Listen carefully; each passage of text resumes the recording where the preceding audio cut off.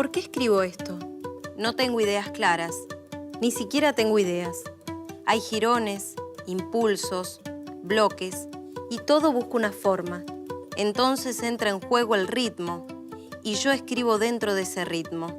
Escribo por él, movido por él, y no por eso que llaman el pensamiento.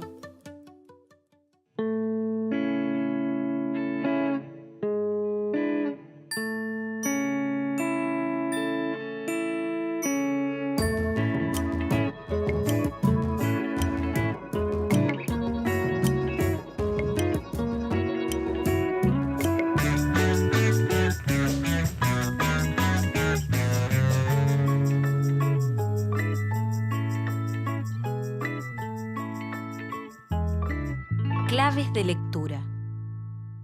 Obras de algunos escritores y escritoras de la literatura argentina, para leer y analizar. Julio Cortázar. Nació en Bruselas, Bélgica, en 1914. Murió en París, Francia, en 1984. En Argentina vivió en Banfield, provincia de Buenos Aires, entre 1918 y 1928.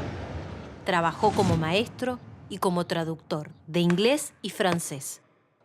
La Revolución Cubana de 1959 lo llevó a reajustar su vida y su oficio como escritor, a preguntarse cuál debía ser el compromiso del escritor con la literatura y con la política.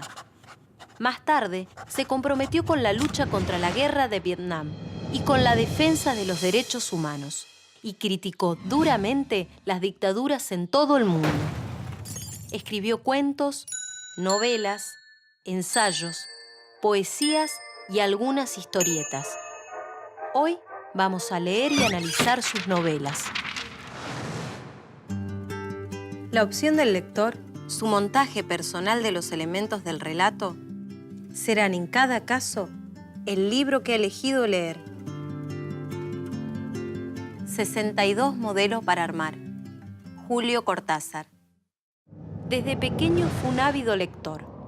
Afirmaba que a los 9 años había escrito su primera novela. En su juventud cursó el profesorado de letras. Durante sus años de estudiante y profesor, indagó sobre la literatura francesa del siglo XX. También sobre sus precursores del siglo XIX, los poetas Stéphane Mallarmé y Arthur Rimbaud. Ellos son conocidos como poetas malditos, por su manera de relacionar arte con vida. Son considerados padres del surrealismo, un movimiento artístico de vanguardia que cuestionó la realidad burguesa, incorporando elementos del sueño, el inconsciente, el humor y la desfachatez. Muchos de los surrealistas buscaron también la revolución política a través de la militancia en el Partido Comunista. El existencialismo, por el contrario, nació de la desilusión política provocada por las dos guerras mundiales. Fue un movimiento literario y filosófico que buscaba respuestas al eterno conflicto de la existencia humana en el mundo construido por el propio hombre. Estas ideas llevaron a Cortázar a cuestionar valores capitalistas, a darle al lector un nuevo protagonismo y al azar un lugar de privilegio. Quizá el error estuviera en aceptar que ese objeto era un tornillo, por el hecho de que tenía la forma de un tornillo. Picasso toma un auto de juguete y lo convierte en el mentón de un cinocéfalo. Rayuela. Julio Cortázar. Adhirió a la Revolución Cubana, que se planteó como el laboratorio socialista en América Latina, una puesta en duda de las jerarquías sociales y un cambio cultural transformador. A partir de ella, Cortázar se redefinió como escritor, en tanto que intelectual comprometido con su contexto. Esta influencia también se trasladó a sus novelas. Cortázar pensaba en su literatura como algo capaz de modificar al lector. Fue uno de los principales escritores del boom latinoamericano de los años 60. Es decir, la tensión entre el éxito editorial de la literatura latinoamericana y la renovación técnica de esa misma literatura.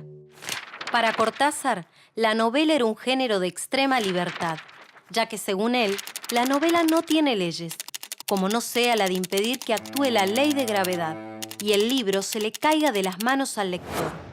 Se trata de cautivar al lector para sacarlo del lugar de autómata, de tal modo que aunque se le saque la silla, aún quiera seguir leyendo. Cortázar buscaba la desautomatización o extrañamiento del lector, al plantear alguna dificultad en el modo normal en que vemos las cosas, para que se vuelvan extrañas y entonces puedan volver a ser vistas, volver a ser creadas. Preferíamos encontrarnos en el puente, en la terraza de un café, en un cineclub, o agachados junto a un gato en cualquier patio del barrio latino. Andábamos sin buscarnos, pero sabiendo que andábamos para encontrarnos. Rayuela, capítulo 1. Julio Cortázar. Rayuela fue publicada en 1963. En ella Cortázar postuló un nuevo modo de leer. Ni bien abrimos el libro, nos encontramos con un tablero de dirección, en el que se invita al lector a elegir entre dos posibilidades de lectura. Una es de forma tradicional, y la novela terminaría en el capítulo 56, y la otra se basa en cambiar las coordenadas de lectura, de modo de alternar los capítulos según el camino propuesto. La idea misma del tablero de dirección, así como el nombre de la novela, Rayuela, nos hace pensar en lo lúdico, es decir, en el juego. Hay una apelación directa al lector para jugar con esta novela. También se puede pensar el tablero de direcciones como un mapa, y entonces la novela sería como un viaje. El lector tiene la posibilidad de dejar las huellas de otros recorridos posibles, o de volver a mirar el tablero si se pierde. Los traslados y los merodeos son acciones propias de los personajes de Rayuela. Esta novela comienza con Oliveira, uno de los protagonistas, quien está buscando a la maga por las calles de París. Y era tan natural cruzar la calle, subir los peldaños del puente, entrar en su delgada cintura y acercarme a la maga, que sonreía sin sorpresa, convencida como yo de que un encuentro casual era lo menos casual en nuestras vidas, y que la gente que se da citas precisas es la misma que necesita papel rayado para escribirse, o que aprieta desde abajo el tubo del dentífrico.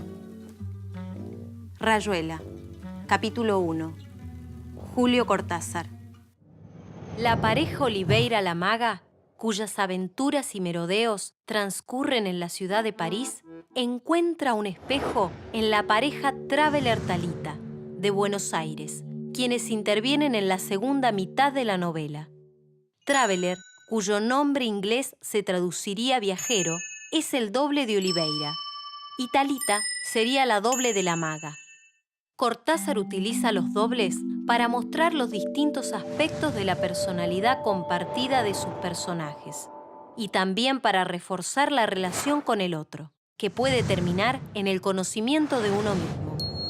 Esta misma relación de proyección de uno mismo sobre el otro es la que se establece con un mandala. Un mandala es una representación simbólica del universo, a cuya interpretación se aplican el budismo y el hinduismo. Mandala fue otro de los posibles títulos que Cortázar pensó para Rayuela. En esta misma dirección, el lector, para Cortázar, es un doble del autor, y por eso insiste en la relación activa que tienen los lectores con la novela. En alguna parte Morelli procuraba justificar sus incoherencias narrativas, sosteniendo que la vida de los otros, tal como nos llega en la llamada realidad, no es cine, sino fotografía. Es decir, que no podemos aprender la acción, sino tan solo sus fragmentos eleáticamente recortados. Rayuela, capítulo 109. Julio Cortázar. Otro personaje de esta novela es Morelli, un escritor, un doble del propio Cortázar.